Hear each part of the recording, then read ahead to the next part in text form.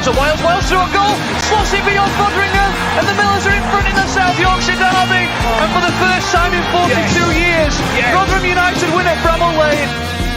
On the edge of the box, the Dauphin. He can hit them, and he does. Oh! The Dauphin has scored an absolute screamer for Rotherham United. Rotherham United have secured their championship status for next season. Do me a favour, drop me off in Rotherham.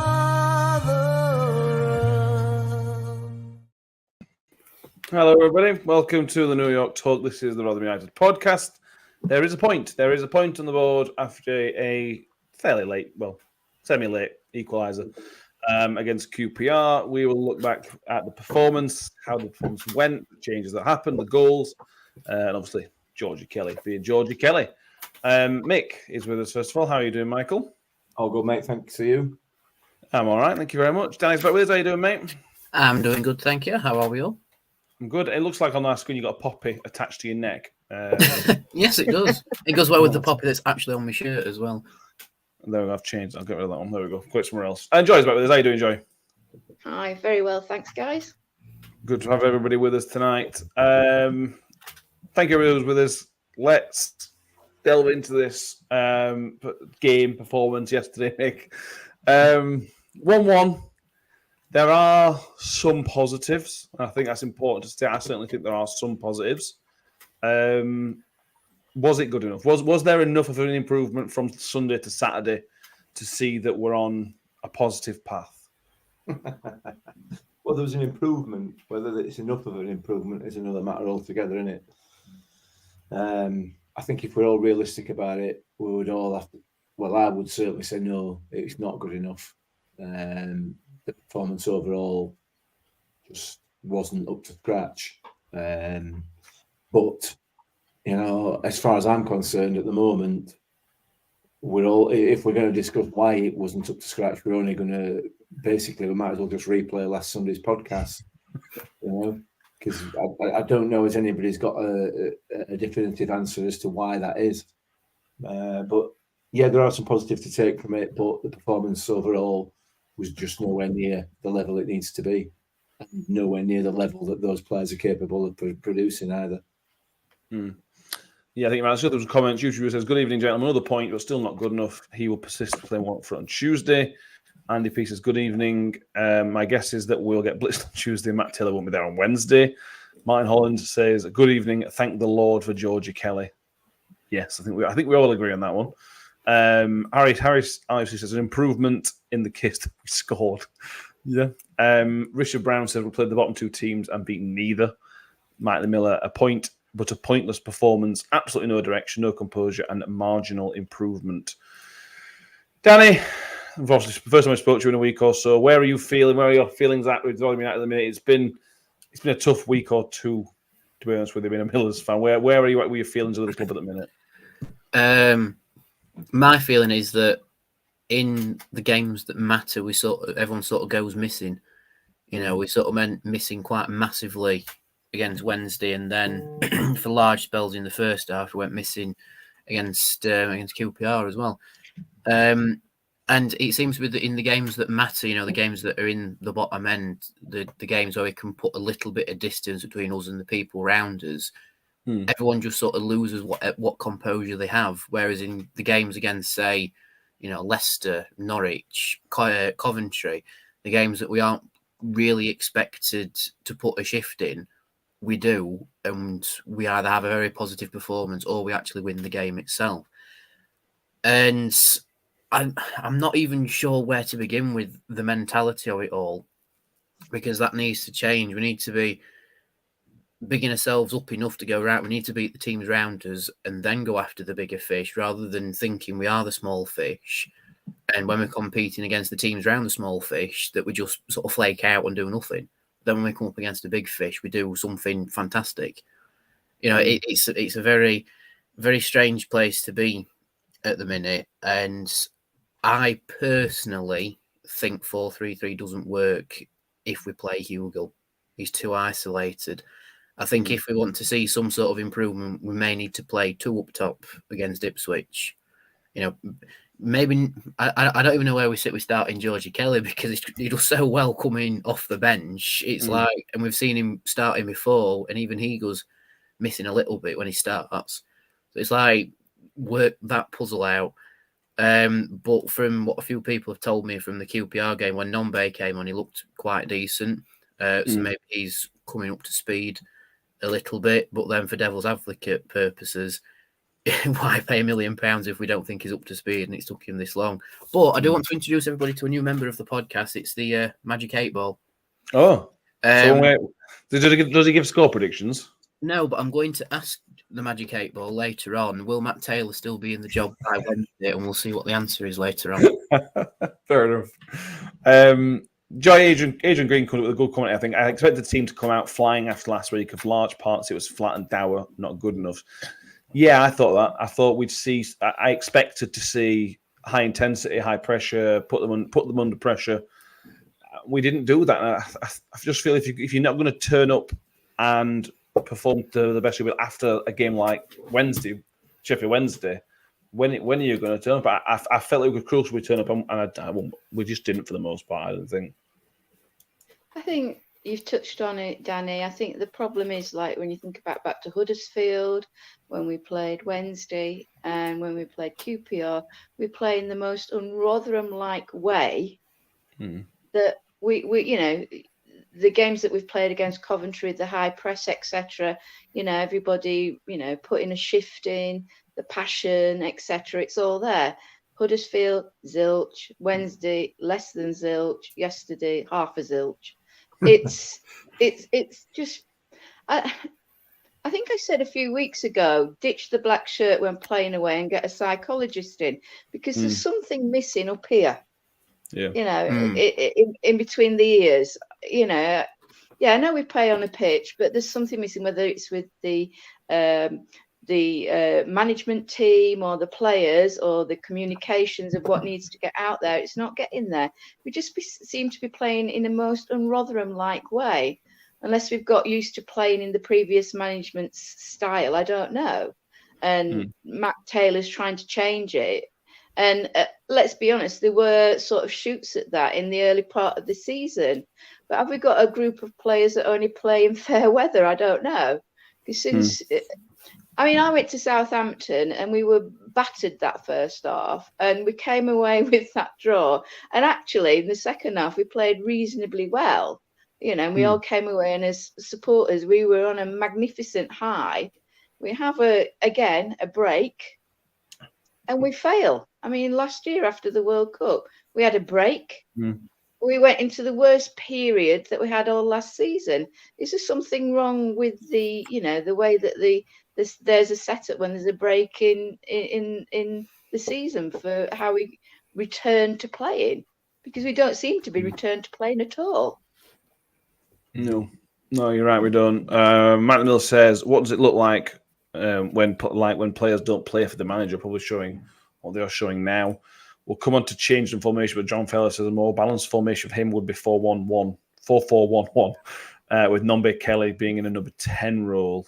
Phil, and the alternative, says, got to stick with the manager as much as it pains him to stay. He's only had one window and needs more time. The most disappointment is assigning injury-prone players, which failed, spectacularly failed, he says, sorry. We started the game. Let's go to the sort of formation. We'll come on to the positives of Georgie later, maybe. We set up. We all saw the lineup at 2:00, and there was quite a lot of confusion about what the hell was going off. When we all sort of worked at Hacks at centre back, I don't think everyone was happy, because I think he's better going forward, but it worked, and we will talk on Hacks later on as well. We saw Sam Klukas pop up in what I think should have been the left wing, attacking left wing, or opposite side to Fred. Strange. You got Arvin Appiah on the bench, who is an out-and-out winger. You've got Nombe, who I think who could definitely do a job out wide from an attacking sense point of view. That was mad, to be honest with you. I like Klug, because I've got a lot of time for Klug, because I think he can give us something in his proper position. Yeah. But to put him out wide, he's got a left foot. That was the only benefit, but he didn't use it. Yeah, he did all right. But he never really got in the game. None of the midfield really got into the game again. So yeah, it was a bit of a strange selection really for that starting 11, and even now, 24 hours later, I'm not entirely sure what he intended. If I'm honest, I mean, I didn't know before the game, and I've watched the game and had 24 hours to think about it. I still don't know. It seemed a bit directionless. You know, it seemed to just compound all the criticism that's been levelled at Matt Taylor and his tactics over the past 7 days since the Wednesday game. His selection just seemed to compound that. It seemed to just show that there was no real clue, no real idea. I didn't understand it. I think his intention was to try and sort of bulk up that midfield because we got overran down at Swillsborough in the midfield area. But the outcome of it was that we essentially just bypassed the midfield. But we've done that in multiple games this season, though. We play a really strong midfield, but then don't use the midfield. You know, we've got a midfield of Rathbone, Klukas, and Cafu and Tai, and Lindsay's back now as well. But it's like we need to utilise the midfield and not just go, pump long. We don't know what else to do. I don't think it's just this season. We've missed out in the midfield for 6 years, essentially. You know, we had a very, very strong midfield, and for large parts of that time, we've played to the long ball cliche that people throw on us. So it didn't inspire me with a huge amount of confidence. And as it transpired, I was right to feel that way because we didn't play with a lot of confidence. We didn't play with any real flair or any real sort of aggression within the game. Anything, certainly for that first half. I mean, they didn't either. They were just as woeful as we were. Let's not beat around the bush here. But nevertheless, they were there for the taking, as they showed later on. Once we scored the goal, they almost crumbled. Had we gone at them from the off, I'm sure they would have crumbled, but we didn't, and we don't seem to want to do that anymore, do we? No. And another issue with this formation, Danny, is the 4-3-3. Last week against Wednesday, and this is another thing I struggle with. Last week against Wednesday, he had to make a change within half an hour because we were getting overrun out wide. Now I know it didn't kill us, it didn't hurt us in the first half, but Bramall was 2'd up all afternoon. There were times he had 3 men on him, and if they had the right pass and picked out the right pass, they had 3. It was a 3-on-1 situation for Bramall, and I'm sure it would have been the same for Dexter. I can't understand why we're persisting with this 4 at the back because it's causing us massive. Fred's not doing enough defensively. He was ill, so we'll give him a little bit of leeway, although we'll criticise him later on. But there's this massive issue with width and defending out wide, and 4-3-3 does not give us enough protection, and a better team would have beat us again comfortably like yesterday. Yeah, and it's been picked up in the last couple of games that Dexter, bless him, gets too far forward and doesn't come back and defend effectively. Wednesday absolutely killed us on that right-hand side by exploiting Dexter's defensive weakness. And like you say, a better team would exploit that and create chances galore and would be really under the cosh. And it's partially due to Fred leaving him a bit exposed, I think. Yeah. And that's probably why, the sudden go-to is to bring Revan on just to shore up that right-hand side of it. And against Wednesday, it worked. They still had the attacking intent down the right-hand side, but it wasn't as fruitful. But it's almost now become a default setting that if 4-3-3 isn't working, we change it on about 30 minutes and bring another right-sided player on and just drop Dexter a bit further back. But if you're having to make that change every time, it just goes to show that you're getting exploited with 4-3-3. And would you not change it to line up differently from the start? It's just I can sort of see why Taylor does persist with 4-3-3 because it gives you your 3 attacking options. But Hugill doesn't need two players further back than him out wide. He needs the player in behind him to run off the shoulder, and we've been saying it for weeks and weeks and weeks that that isn't Hugo's play style, and that's why Hugo goes missing in some games. You know, he just doesn't have that man next to him, and he needs it. Maybe that is why we signed Nombe. He's more of a one-man band up top. But again, if you've signed a player who isn't up to speed, you sort of play to the formation that suits the guy who's going to get you more goals, which effectively is Hugo. You know, and you play someone like Kelly in behind him. You know, so we've been saying it for weeks, haven't we? We have, yeah. It's the 4-3-3 just isn't clicking. We've tried to make it click, and when we've actually used the midfield at times, it has worked. But at the minute, it's just not suiting us. The issue with playing 4 across the back is that either Dexter or Cohen Bramall on the other side get dragged too close into the middle. We've not got in it and that happened to Dexter quite a lot yesterday. And it's only his pace, the pace of both of them, that allows them to get out of that. They're not getting any help from the midfield because the midfield's doesn't really exist. When there's only 3 in there, it straight away it doesn't help your ability to get back and defend as well. So you're right, it's not working. The 4-3-3 is not working. Now we're starting to get a few players back. It may well drop back to the 5 across the back. We'll have to wait and see on that one, won't we? But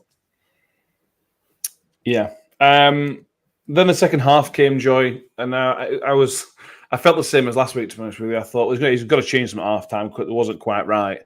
Or I want to see a bit of a reaction because again, it wasn't quite right. I expect him to put a bit of rocket up him and see something, and then 5 minutes later they go 1-0 up.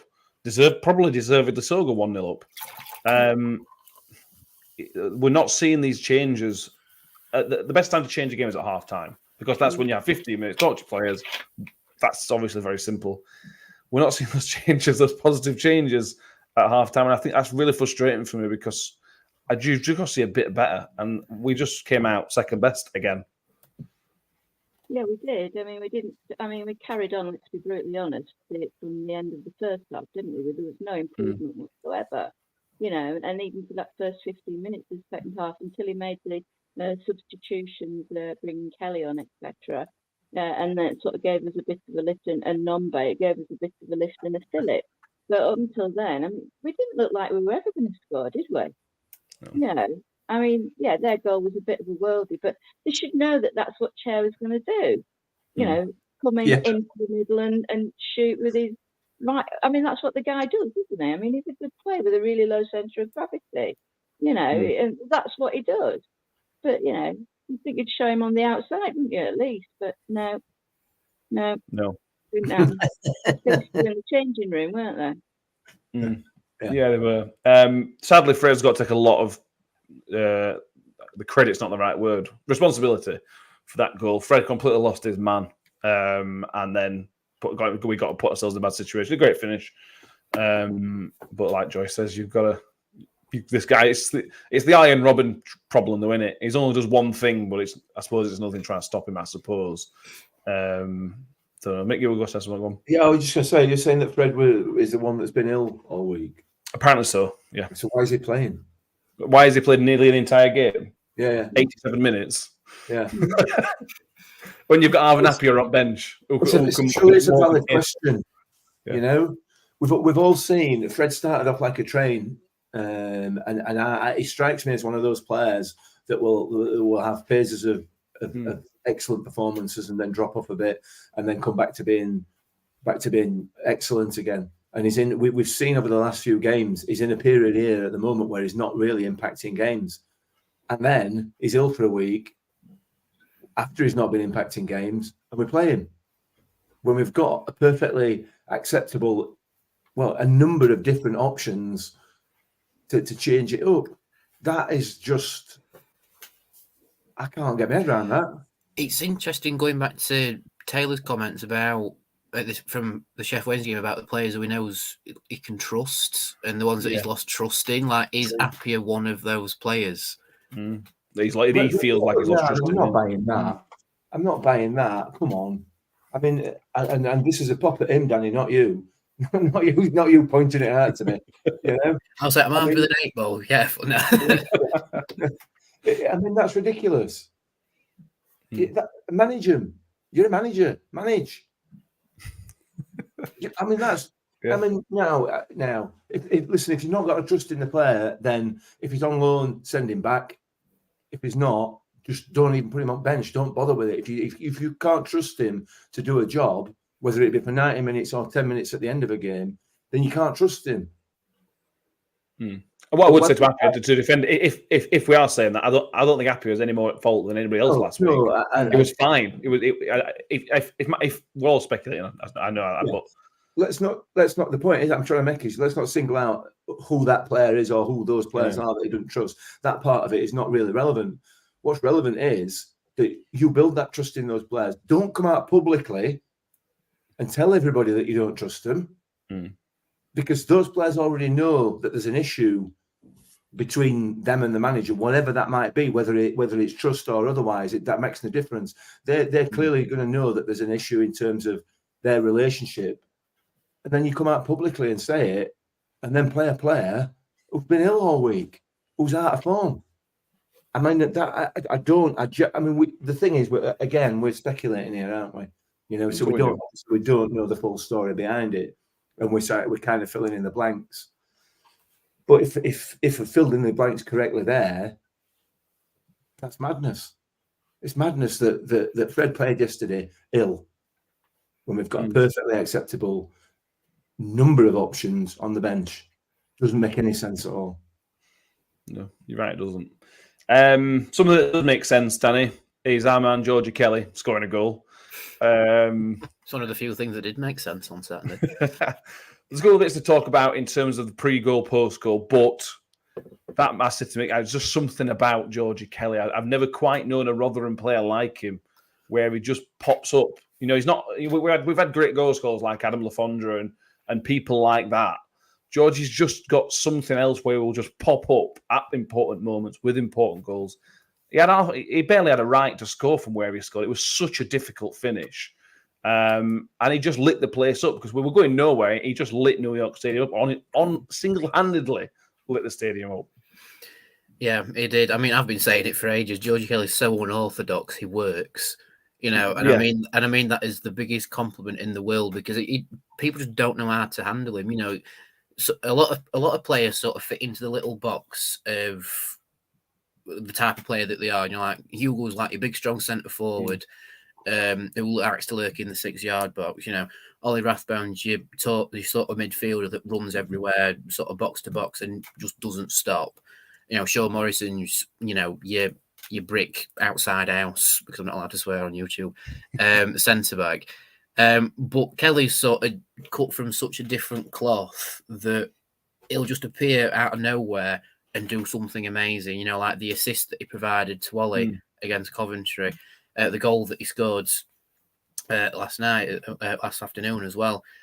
It's just such an unorthodox goal, and it's just sort of hits it so hard, and it cannons off the defender that it fools everybody.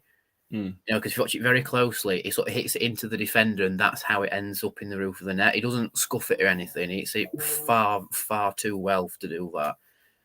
But it's just Georgie doing Georgie things, and as much as of a fantastic finish that it is, and how much it got the place going, we're not going to mess about by saying this. He saved our arse against QPR, didn't he?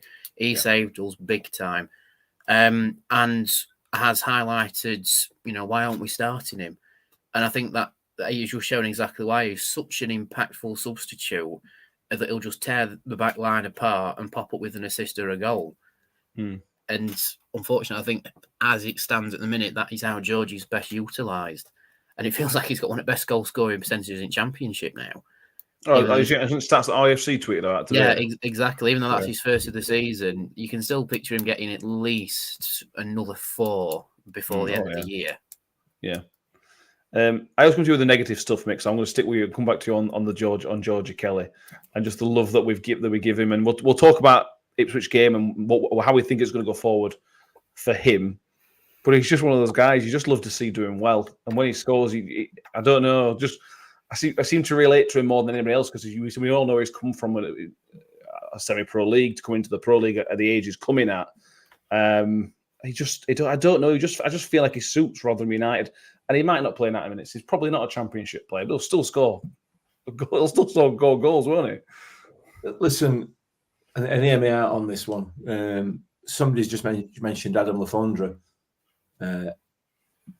Georgie Kelly is an instinctive goal scorer, like Adam Lafondra. He's not on the same level for the rest of his play. He's a different kind of player, to be fair. But I said at the beginning of the season, in the pre-season predictions or whatever it is that we did, that Georgie Kelly will score goals this season. You put him on the pitch, he will score goals. There's no question about that, because he is an instinctive striker, and not only that, he causes defences all sorts of problems.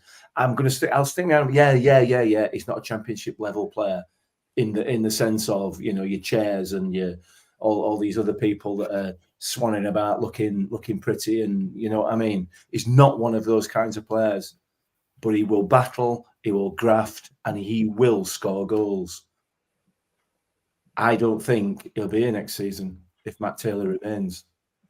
That's my prediction. I don't think he's a Matt Taylor kind of player for the reasons I've just outlined there, because, you know, he's not a typical championship footballer. But, you know, you've got to adapt, and you've got to develop, and you've got to think outside the box a little bit in terms of, particularly with us, with a budget that we've got. And Georgie Kelly he just does it time and time again. You know, I don't know. I don't know what to say. He should at least be given more time. He should be spending more time on the pitch, whether that be last 20 minutes every game or whether that be as a starter. There's no way he should be languishing on that bench. We shouldn't be finishing a game with Georgie Kelly on the bench unless we're 6-0 up. And that's not going to happen, is it? So the bottom line is he's a goal scorer, and he will score goals even at this level. Yeah. Adrian Green says Kelly reminds him of Steve Bull. I think Bull's from 80s, 90s. Yeah. Not the greatest finesse, but my word, does you know where the posts are? Powellman says he's like an addiction to the Millers. John Morell says he's got to offer more than just being Johnny on the spot, as we can't afford to carry players. And I think that's fair, Joy. I think I wouldn't necessarily start him 90 minutes every single week, but when we're in the rut that we're in at the minute, and you just need a spark, he brings that spark, and he just brings just something else. And he not only does he lifts the fans. When George is there, the fans lift, and that's a quality that should not be forgotten about as well. And he's contributing. Yeah, absolutely. I mean, he does lift the fans when he comes on because of his previous exploit. And don't forget, yesterday he won the free kick that Bramall crossed for him to score from. So, I mean, he puts himself about, and like we know, he's a little bit, I wouldn't say headless chicken, but not far off in one sense. You know, he chucks himself about, he puts himself in places, and he's not, there's no culture about him, is there? Let's be brutally honest. But he rags players, doesn't he? He gets up the noses. You know, I don't think if I was a centre half, I'd like to play against him. Whereas in one sense, Hugill's pretty much, you get what you expect from Hugill, if that makes sense, if you're a centre half. I'm not saying he's easy to play against, but he's a little bit more traditional. Whereas Georgie, I don't think you know what he's going to come up with next. I don't think Georgie knows what he's going to be coming up with next. And I think that's the bit that makes him into that super sub sort of character, if that makes sense. Yeah. Adrian says if we go down, Kelly needs to be in next season. He'll bag 20, at least 20 in League One. Let's move back to the negatives, Mick, because that's where we are, sadly. At the moment. Back to me. Back to Mick for the standard ones. He shouldn't need to, I know Georgie should score goals. That's his job, but it shouldn't need a great finish from Georgie Kelly to lift. We can all talk about the atmosphere at the stadium. I think that's an argument to have. But he lifted the team, and the team was going absolutely nowhere. We were not going to score a goal in that game. And for 10 minutes after, we'll talk about what happened after those 10 minutes or so. For 10 minutes, we were alive because he did that. Yeah. And that's a worry for me because of all these nice things we just said about Georgie, we need to be doing better than that. We need the midfield to work harder. We need Fred to work harder. We need Fugel to do better. This is not. We're not going to win in games playing like that by just getting a 10. It was same against Bristol City, weren't it? A few weeks ago, where we scored. Tyler Blackett scored, and for 5 minutes we were off. Yeah. Then it all went belly up again. It's a real concern that it's taking individual moments. It's not a change from the manager that's done this. I know he came on as sub, but it wasn't a change in formation or style that's caused this moment. It was just Georgie with a great finish. It was Georgie causing problems up there. It was Nombe causing problems up there, getting stuck in, winning balls, and just essentially lifting the pace of the team, lifting the effort level. And they were doing it from the front. Prior to that, we'd got Jordan Hugill on his own trying to do it from the front. Yeah. And that's not going to work. It's not going to happen because we all know that Jordan Hugill will only do it for a certain period of time, then he'll throw himself on the floor, clutching his face, or whatever, or he'll just pack it in. He ploughs a lone thrower up there much of the time. When Georgie and Nombe came on, that wasn't the case. He had some support, and we started to create problems up there. And then obviously it changed again.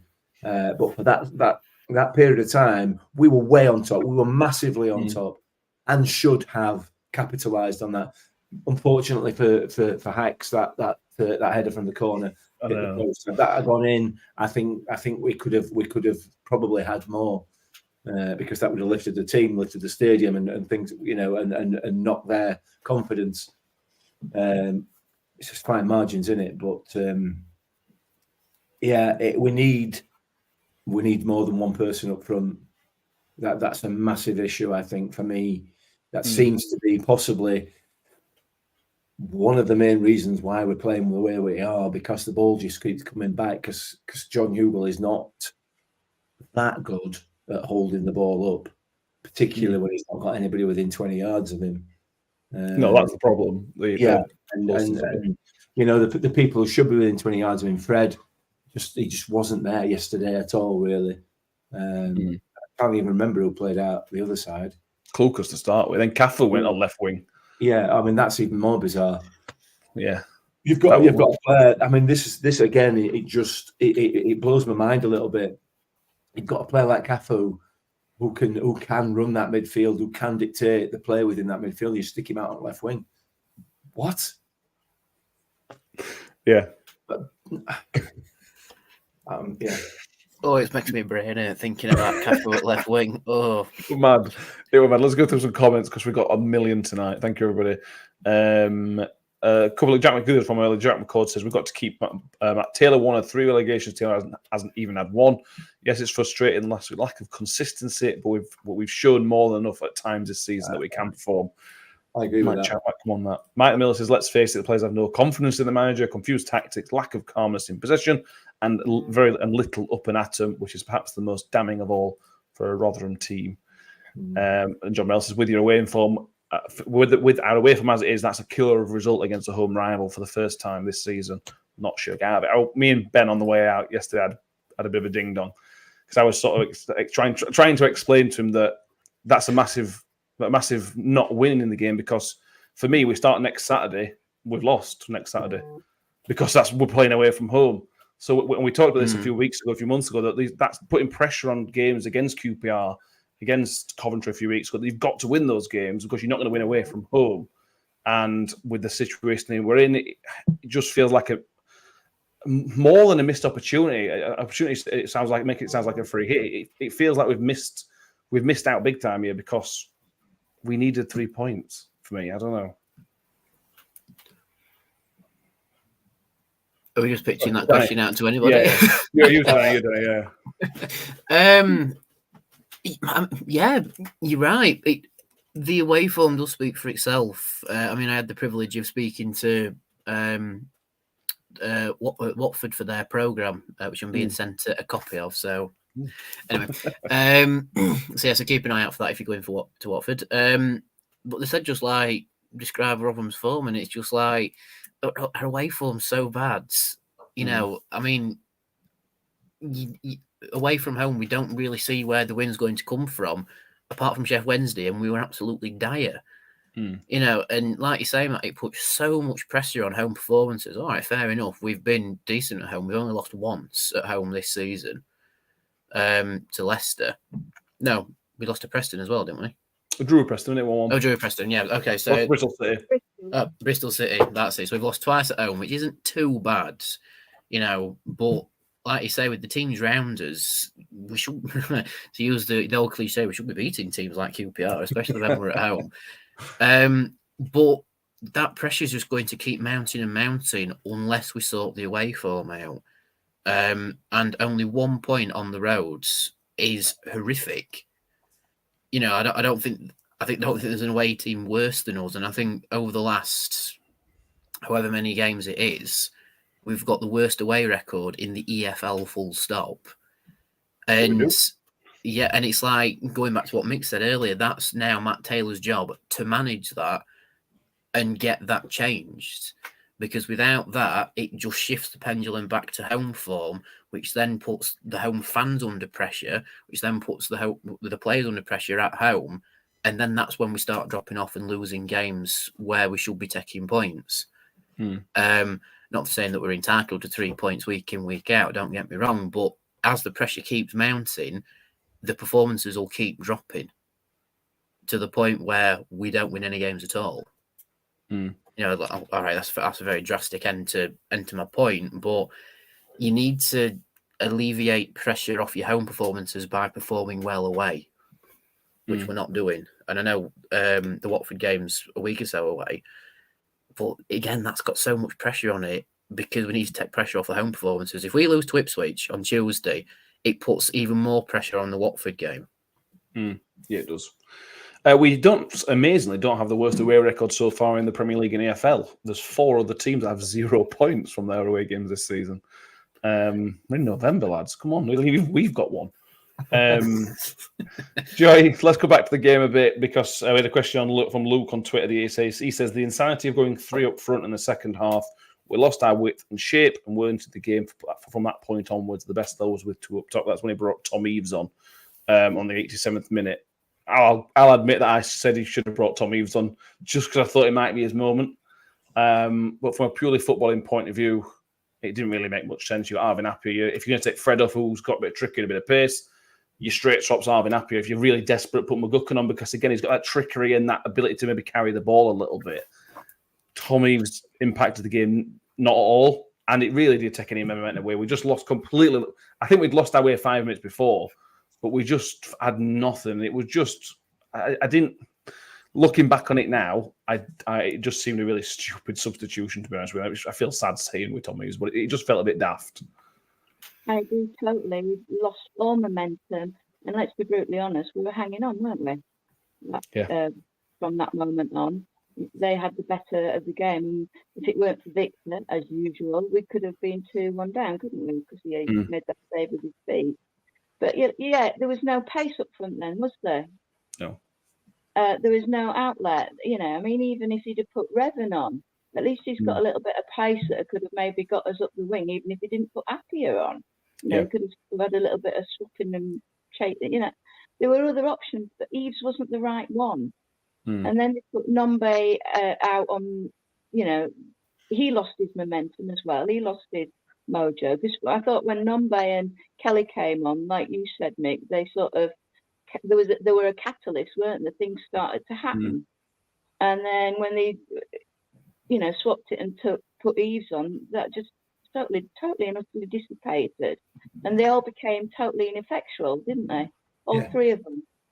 You know, Kelly, Nombe, and Eaves. And I do feel sorry for Tom Eaves, you know, because he's been chucked on for 5 minutes. He, again, talking headless chickens, you know, what's the guy supposed to do? You know, I think he's going to hide into nothing. And, you know, I think every one of us wants him to score if it could bounce off his ponytail and flip back at net. You know, anything. You know, we're in the realms of feeling incredibly sorry for the guy, you know. But you know, again, you know, Taylor and his team, I don't know what they were thinking of, to be brutally honest. I could see the logic in it. No, I agree, sadly. J-Boy says, we've had vital games against Sheffield Wednesday and QPR, played both poorly in both. The players are just as much to blame as the manager, in my opinion. No desire, fight, or passion. I agree to an extent, J-Boy, but again, the Tom Eaves substitution tells you it's not just the players that tips. When you make subs like that, it just sucks the life out of the game a little bit. Yeah, Mick, and like Joy says, we were very lucky that we got Victor, because that save in the last couple of minutes is a great save. I haven't had a chance to look back at those 7 minutes with their injury time, but I'll be surprised if we had a semi-threatening attack during that time. And you're at home when it's 1-1. What's happening here? You're meant to be pushing for the game, and it's just not really good enough to have that at home. It's just frustrating. We got a point, but we're still really frustrating. Yeah, it's a game we should have won. Is the bottom line. You know, we can talk all day and all night about who should have done what and who should have been playing here and who should have been playing there. But the bottom line is we should have won that game. We've got the players to win it. We're at home. We should have won that game. It's as simple as that. It's a disappointment that we've dropped 2 points. But what can we do? We can only hope that the manager will turn it around. You know, and he will start getting a tune out of these players who are more than capable of producing one, more than capable, because they proved it, they've shown it. So it just feels that there's a little bit of naivety being shown by the management team at the moment. We know that they're new. We know that they're inexperienced. You know, they're not massively experienced in management. But that is showing with some of the comments that are made publicly and with some of the team selections, with some of the substitutions that are made, and the way that we're playing at times, you know, the way that we're approaching games differently away from home to the way that we approach them at home. It just feels like there's quite a naivety in there at the moment. But yeah, we've talked about this. We're down third or fourth podcast deep into how crap we've been. You know, we need some sort of light relief. Yeah, if we're a proper news channel, we'd have thought of a name for it, wouldn't we? You know, like a clever name for the rut we're in. Yeah. Johnny, you're a journalism student. I mean, the way it's going at the minute, we can just call the Sunday episode "Sad on Sunday." yeah, we can. Yeah, Danny, where he's sitting on this one, we'll talk about Ipswich game in a minute. But 1 point from that, 1 point from 2 huge games.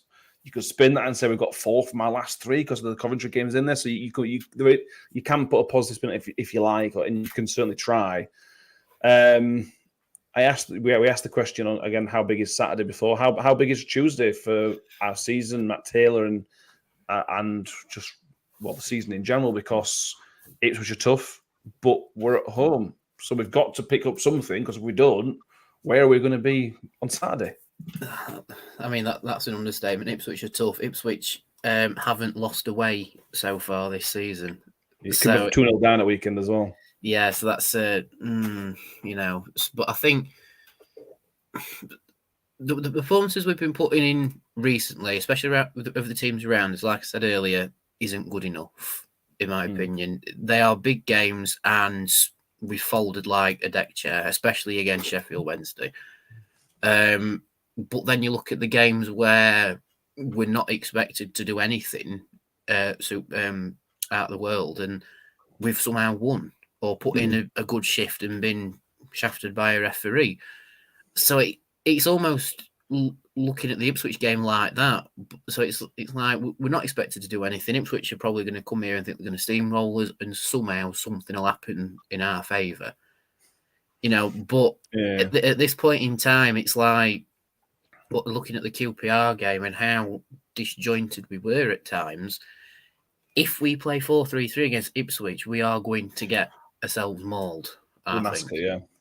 So I hope we sort of approach it differently and either have the 5 or completely shake up the formation. You know, we've got a few more players coming back that might be available, but that's still a might with those players. So I think if it comes a bit too soon for the likes of Peltier, Hall, Lindsay, then we have to approach the Ipswich game with the 5 at the back rule, you know, and really stop it at source effectively, stop that overload on Dexter's side and help Cohen out a little bit on the left-hand side.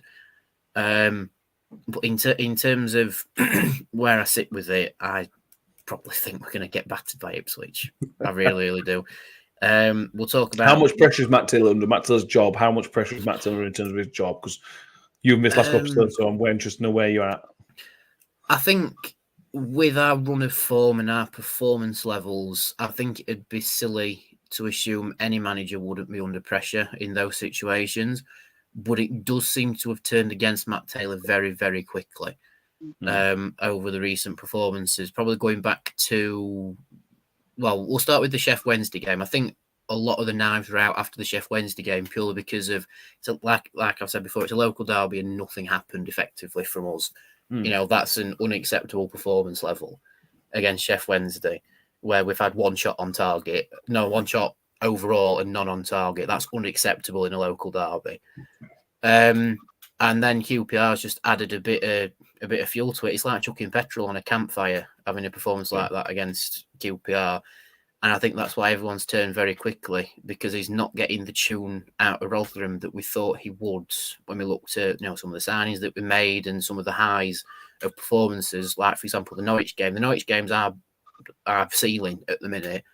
But that makes everything else frustrating, doesn't it? That's the problem. Exactly. If Norwich is our ceiling, we've been laid on the floor for the last however many match days it is. And I think that's why everyone's turning on Matt Taylor. I mean, don't get me wrong, I love the bloke, right? He's a brilliant man, but I'm starting to tilt the other way just a bit. It's not right, you know, something's not right, and he's not got the screwdriver out to fix it. He's just sort of hoping it'll fix itself. That's the vibe I'm getting anyway. He keeps playing the same team, hoping that it'll suddenly click, but it's not. Yeah. So it's like something needs to change drastically, whether it's the formation, the tactics that we use, where we actually play the midfield, or the man himself. But then the other side of that is, who would you bring in? Who would our recruitment team bring in to replace him? You know? Yeah. Shall I ask the Magic 8 Ball the question? Go on then. So Magic 8 Ball, will Matt Taylor, I'm shaking it by the way, will Matt Taylor be Rotherham manager on Wednesday? Says very likely. Oh, there you go. That means we're going to win. Probably. The 8 Ball has spoken. John Morello wanted to come to this one. He thinks the problem with mixed theory about QPR, they are more than capable at a much higher level, purchasing, getting out of it, and Huddersfield be replaced. What I would say is that there were shoots. If I'm a QPR fan, I would be fairly positive. There were shoots of the new manager's style, and they seemed to take to it okay. There was still time wasting, like Mr. Ainsworth would be proud of. But I saw enough from QPR to suggest that they're probably on the right path, sadly for us. Really sadly for us. Time will tell on that one.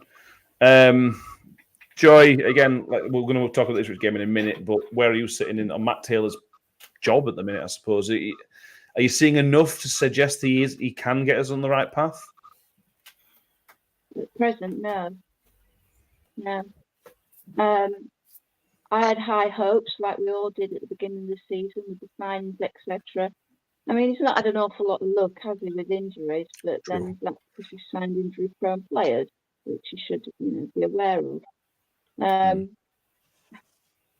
It's a difficult one because when you look at what the previous management, what they were allowed to get away with, if that was, for want of a better term, is, they had 3 relegations, didn't they? And you can't give them the first one, I suppose, but they had 3 relegations. Do we give him more time? Do we give him the January window? I don't know.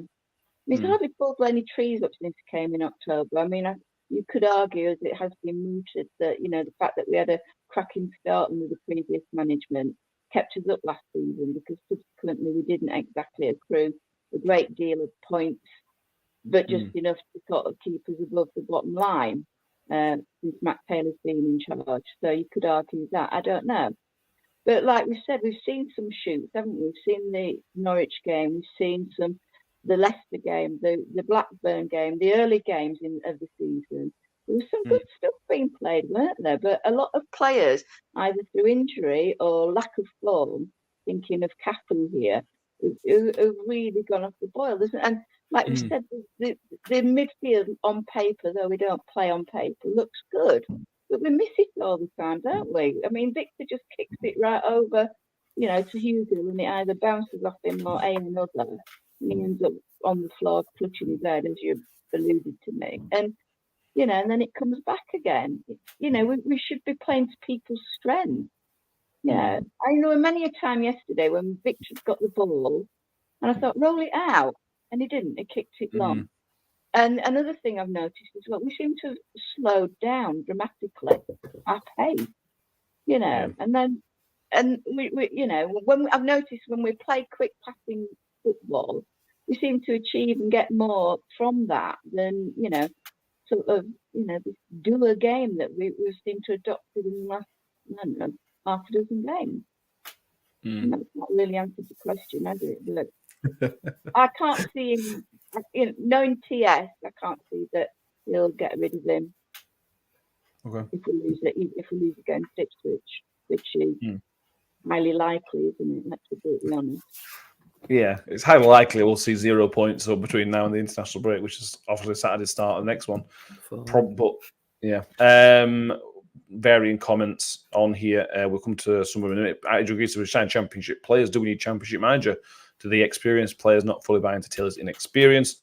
John Morrell says we think we need to make a decision on the upcoming international break in regards to the manager, as it's the hectic Christmas schedule. Yeah, you got to time these decisions. If you're going to do it, you got to make sure you time them properly as well.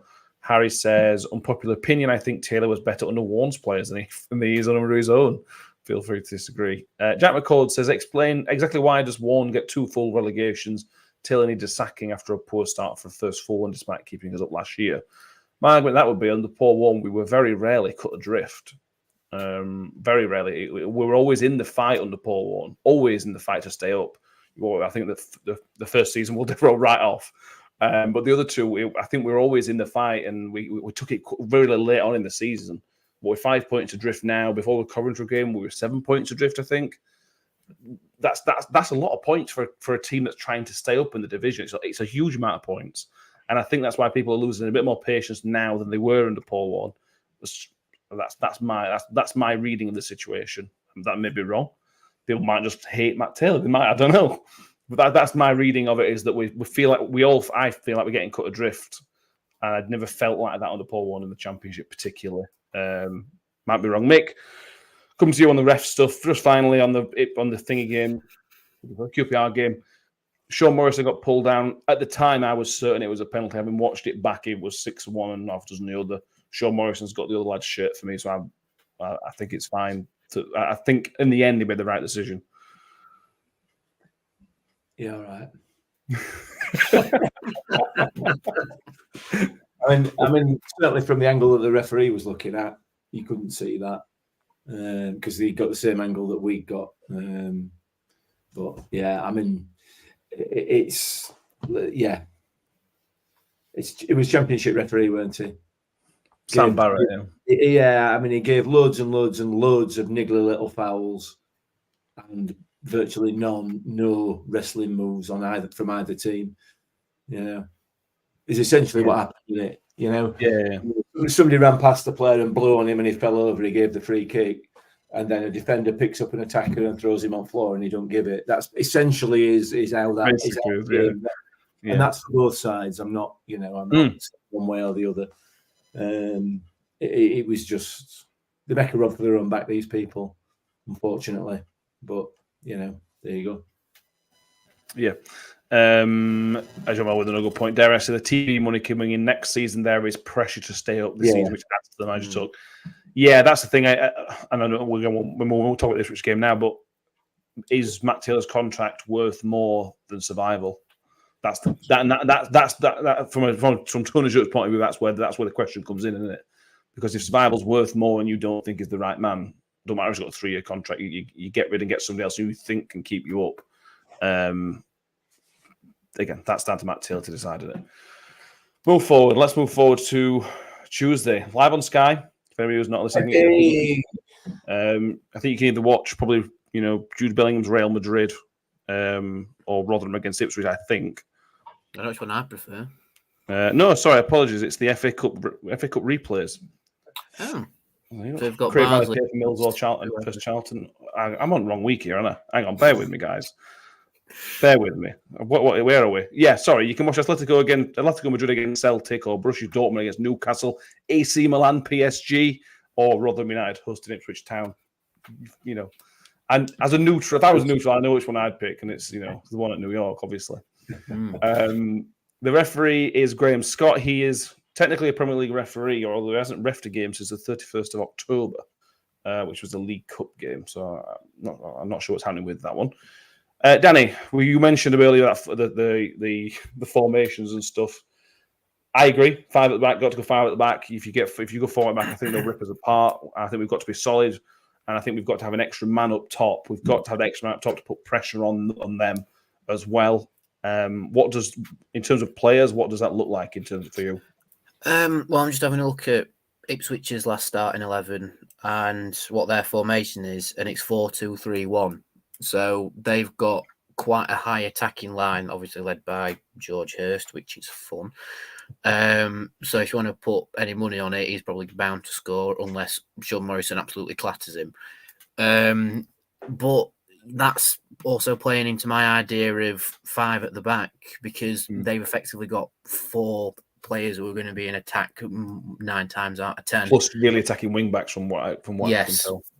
Yeah, exactly. So 5 at the back, possibly getting pacing out wide. You need that 5, don't you? You need that 5. And in terms of what personnel we're going to have back there, it's still very much up in the air, I think, because I think Morrison's the only one that you can really put in that proper 3, if you like, that centre back 3. Because Peltier, we don't know. Hall, we don't know for sure. Dexter, possibly. Bramwell, possibly. And then the players who are the wider of your 5 at the back. Like Raven on one side, and then whoever else on the left-hand side. But I think the main attacking intent needs to come through, obviously, the midfield and your 2 up top. And I'd have Hugill and Kelly, personally. I'd have Kelly on for the performance he put in when he was on the pitch, when we actually played with the 2 and not the 3, and how good he performed. There's also a shout for Nombe to start as well, potentially with Kelly, but would you drop Hugill in those situations? Iffy. But I think the main thing is we need to utilise the midfield. If we utilise the 3 in midfield, which we keep with both formations, really, then we might see a bit of success. But the difference is the 2 up top. That's where we need a bit more. How do I word it? A bit more, almost attacking intent. I think attacking intent, and if we play Hugill, something he can feed off, and if we don't play Hugill, something that supports both Nombe and Georgie up top. Yeah. John Morrell, if you watch this back and see when I see my head hit the floor, John Morrell says they play it out wide and look to exploit the fullbacks. I mean, that's just that's then we play 5. If we don't start with a 5 at the back, we are going to be killed. I can see it happening. I mean, it just reminds me of the Southampton game a little bit, Joy, because had Southampton been able to get back at net, that could have been a cricket score at half time. He's got to set this up right, because if we go 4 at back and play like we did against Wednesday and against QPR, they will have a whale of a time, and it could get really silly if we don't set up right. Well, I mean, let's be brutally honest. I mean, he made a change really early in the Southampton game when he brought Ravan on. Exactly. So he needs to start. Has he, used that as a guide against Ipswich? I would suggest the Ipswich, the Southampton game. So I would imagine Ravan might have an opportunity to be in the team on Tuesday. we've got a dearth of centre backs, and I don't think actually Morrison and Hacks had a bad game on Saturday. You know, we're quite happy that Hacks got man of the match. I didn't have a problem with that, and I thought Morrison had a good game as well, to be brutally honest. So I don't have any problem with either of those. And you know, I can't see it not being them, to be honest. But it's then, you know, who else do you have then? Do you have Dex, and do you have Bramall? Because basically, that's what we've been let down on, isn't it? Our full back play. That's the gateway in for teams, and has been the most goals this season, hasn't it? Let's be honest. Yeah. You know, it's our full back positions that, whether it's their covering or whatever. I mean, they're both really good going forward, and I would say that their defensive duties are the lesser of the two, for both Bramall and Dexter. I don't know. We haven't got any other full backs, have we? No, exactly. We got one that was doing quite well at Peterborough. Yeah. Come back, does he? No. Apparently not. No. Moving on to the strikers, Mick. Hugo's probably going to start, whether you agree with it or not. I think there's an argument for Georgie to start. Personally, I would be, if you're going to go up top, I would start Nombe, because I think he gives you that. He's got more energy. I think he probably will work the press a bit better than Georgie. I love what Georgie does, but I think if you try and do an organised press, I think I'm not sure he's the right man for you. And for the first time, I saw enough from Nombe. For the first time, I saw enough from Nombe to suggest that he has got something that he could move forward. And if you're going to go top, it's Hugo Nombe for me personally, and then Georgie on 60 minutes or whatever minute might be. Yeah, I mean, I put Hugo and Kelly in my final prediction, but with hindsight, I think possibly I'd look more to Nombe to start with. I was quite impressed with him when he came on Saturday. He put himself about a bit. He's got a lot of pace. Defensively, he's very, very good. Really good defensive headers from corners that he produced. So, yeah, we've got to be going two up front for me. We have to be, because it's going to allow us that option to try and maintain a bit more possession. Instead of just simply bouncing it off Jordan Hugo, which is essentially what happens.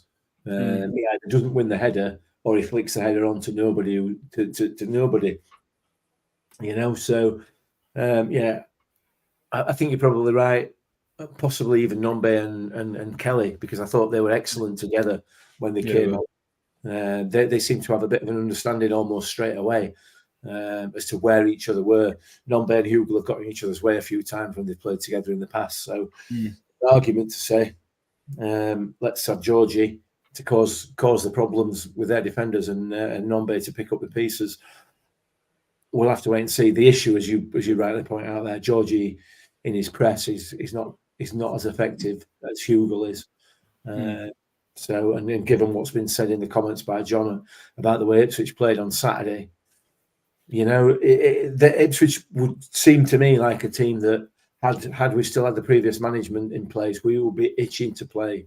Yeah, we'd have sorted them out, no problem at home. Obviously, not away. Whether the current management see fit to deal with it in that fashion, we'll have to wait and see. But I'll win those two up front. Matt Miller says, Matt, the only glimmer of hope against Ipswich comes from history. Rotherham have a habit of getting results against top teams. Only a glimmer, my end. We should also point out some positive news. Jamie Lindsay will be available, and there's a chance that Hall and Peltier could be available. We're desperate for Jamie Lindsay, Danny. Do you know what? We are desperate for Jamie Lindsay. I love Ollie Rathbone. I love Cafu and Lutiai. But Jamie Lindsay, you know when things are going badly, you just need Jamie Lindsay, because he'll just pick everybody up by the neck and he will drag them to the right direction in which you're playing. I think maybe Matt Taylor's put too much stock in Jamie Lindsay and then he got injured, so maybe a bit unlucky with maybe what he wanted from Jamie Lindsay so far this season. But we're desperate for him to get back on pitch. Desperate. We are. We're desperate for anyone who can play centre back as well to get back on the pitch. But yeah, with Lindsay, I mean, even when he starts or even off the bench, if we're not performing to the standards that have been laid out, like you say, he's scruff of the neck. Come on, we need to get going, and try and do it himself and really throw himself about in the middle of the park, because he's that sort of terrier-based midfielder, isn't he? Rathbone, like Rathbone will run everywhere to get the game going. Lindsay will just be, in the trenches with you, sort of thing. And we have missed him. And I think more than anything, Lindsay's missed playing, because we've seen videos from training how happy he is to be just out on the grass. Maybe Tuesday might be a little bit too soon for a start for him. But I do hope we see him in the game, just to relieve a little bit of energy off Rathbone. I think that it'd be like a caged animal, Jamie Lindsay. It'd be just let off the lead and just goes. Yeah. So I'm really looking forward to seeing Lindsay back on the grass, and hopefully his season can kick on from here. Because he feels like he's been one of them players that he's always been there, but he's never quite got a full season out of him yet. Yeah, he gets a few knocks, doesn't he? Yeah, which I suppose is testament to the type of player that he is. But also at the same time, I still don't feel like we've seen peak Jamie Lindsay, which I think is quite frightening. We've seen Jamie Lindsay when he's been good, but we've never seen peak Lindsay, which I also think is quite scary, because what is peak Lindsay like? Maybe the closest we've seen was when we battered Doncaster. I thought it was peak in that, near enough peak in that game, but we've not seen Pete Lindsay in the Championship, and hopefully we see, 20 minutes of that against Ipswich. Wishful thinking, I know, but I really hope he plays well.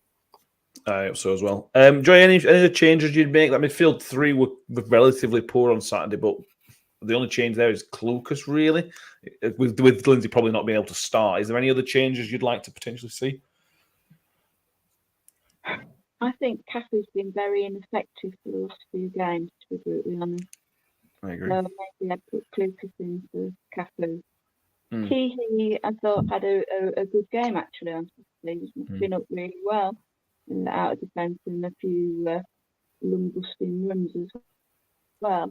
And Ollie is Ollie.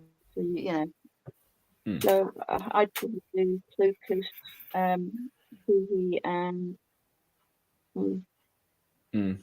Yeah, I can see that. I agree on Cafu. I know he farmed out left hand side, which done help, but I thought it was. I didn't think it was great. I think he dropped off since his injury, to be honest with you. But there we go. Paramount says he will go 3-5-2 with Dexter, Peltz, Morris, and Revan, Bramall, Odoffin, Lindsay, Christ, Hugel, and Nombe. I'd certainly have Bramall as your centre back rather than Revan as your centre back. That pace helps a lot. YouTube says Ark's not been mentioned. I assume he means hacks. I assume autocorrect's done you wrong on their YouTube user. We've probably run out of time on this, Mick. Well, I'll give you the last sort of shout. Hacks was brilliant on Saturday, and he will be brilliant on Tuesday wherever he plays, whether he's plays centre half or midfield. He looked like a Rolls Royce type of defender on Saturday. He just screamed Cam Humphries to me, to be honest. He just looked so cool and calm on the ball. It looked like he were born a central defender, to be honest with you. Yeah, he did, didn't he? Mad, isn't it? Yeah. It's mad, because it's not his best position. It reminds me more and more of Shemi Ajayi. He really does. Yeah. He has got so much quality as Hakeem Odoffin. He really has. But he's wasted at centre-back where he won man of the match on Saturday. He is. We need him playing further forward. And hopefully, if we can get another centre back bit. I mean, Daniel Ayala looked all right for the 5-10 minutes that he came on Saturday, and he looked a little bit more mobile than Morrison, to be fair. Which, with the greatest respect to Sean Morrison, that's not massively difficult, is it? He's coming back from injury, and he's obviously, he's senior in years in relation to some of the other players, but. So I mean, there's an argument there that to say that might free Hakeem Odoffin to get further forward, which is where we want him, because he is a quality footballer. He is quality. Absolutely.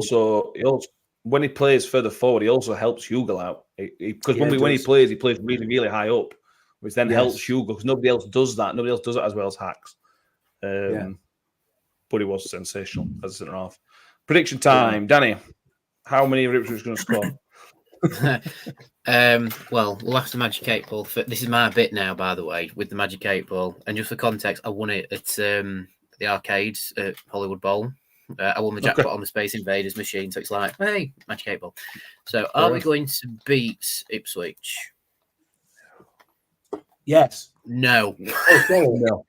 Is that a firm no from Ball? Asking me, sorry. Are Ipswich going to score more than 2? Have I slipped into a different dimension here? Have I had a little nap and woke up in a dream? Yes, you have, mate. Right.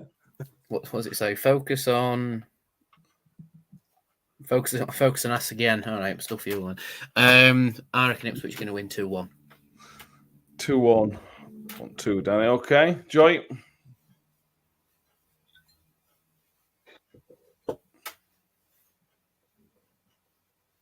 I think it'll be 2-0 to Ipswich. 2-0 to Ipswich. I'm looking at some of these comments. Mick? We know what the final score is going to be, and it should have been. It's the final score. And it should have been on Saturday, and it's going to be 2-1 Rotherham. Cool. I will. I can't. Oh, look at some of the comments. For God's sake, will you please? I'll go through the comments in a minute. Come here. They're brutal. I hope there's no players watching this. John Morell's first one's tickled me, though, to be fair. Yeah. I can't see us winning. 2-1 to Ipswich. Oh God! I just can't see. I don't know.